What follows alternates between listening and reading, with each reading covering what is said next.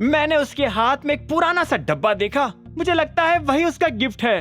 ये सुनते ही बाकी लोग हंसने लगे। तब अभिनव ने कहा, मैं अपना गिफ्ट एरिया में रखना प्रेफर करूंगा। ये सुनते ही हरदेव ने अभिनव को देखा और कहा, मुझे अभी वो गिफ्ट देखना है, या तो तुम मुझे अभी गिफ्ट दिखाओ, वरना मैं यूं ही समझूंगा कि तुम मेरे लिए कुछ लेकर नहीं आए हो। ये सुनते ही अभिनव के होश उड़ गए। सभी लोग अभिनव को देख रहे थे।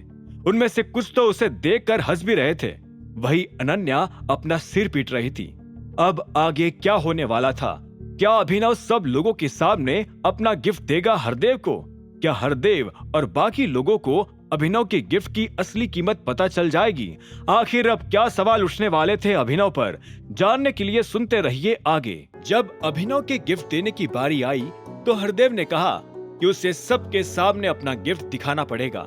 ये बात सुनकर एक तरफ अभिनव हैरान हो गया तो वही दूसरी तरफ शर्मिला ने कहा, बन तो ऐसे रहा है जैसे लाल किले से तोप ले आया हो। अरे ये काम ही क्या करता है, ले देकर छोटी सी कंपनी में मैनेजर है और इसकी सैलरी से भी पुराने उधार चुका रहा है। और ये भी तो हो सकता है कि आज गिफ्ट लाने के लिए भी इसने उधार ही लिया हो। सनी ने शर्मिला की बात में अपनी बात जोड़ते हुए कहा। इतने में अनन्या बीच में आई और बोली, दादू आप इसका गिफ्ट बाद में देख लेना, अभी देखने की क्या जरूरत है। उन तीनों की बातें सुनकर आखिर में हरदेव ने अभिनव को देखा और बोला, ये मेरे दामादों में से एक है।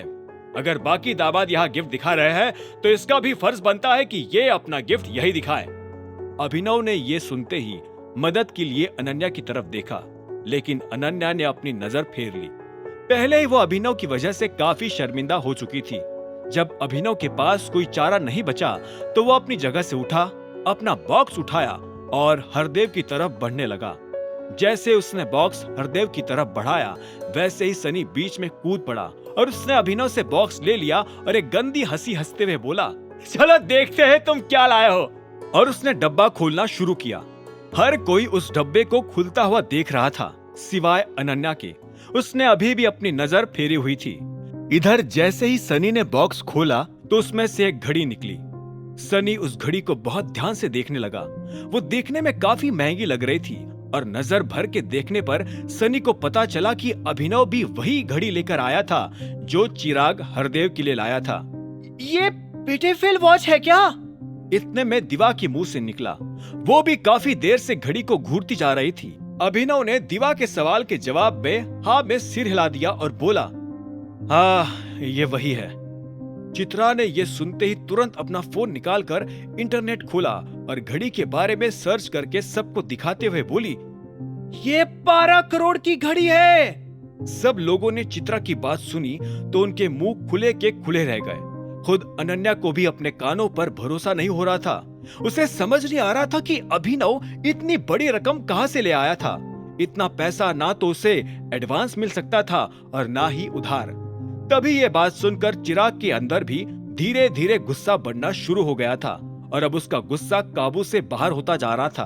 उसने सपने में भी नहीं सोचा था कि अभिनव जैसे फटीचर के पास ऐसी घड़ी हो सकती थी।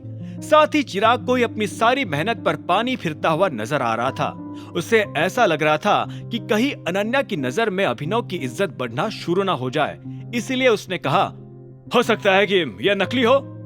यह सुनते ही अभिनव तेजी से चिराग की तरफ पलट गया। उसे ये बात सुनकर बहुत बुरा लग रहा था। उससे रहा नहीं गया और वो चिराग को बोला, तुमने मुझे अपने जैसा समझा है क्या? तुम्हें ऐसा लगता है कि मैं तुम्हारी तरह नकली चीज लेकर आऊंगा? ये क्या बकवास कर रहे हो? इतने में अनन्या ने अभिनव पर चिल्लाते हुए कहा।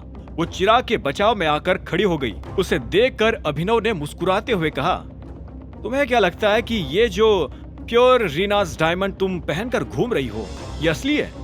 अभिनव के मुंह से ये इल्जाम सुनते ही चिराग की आंखें फट गई।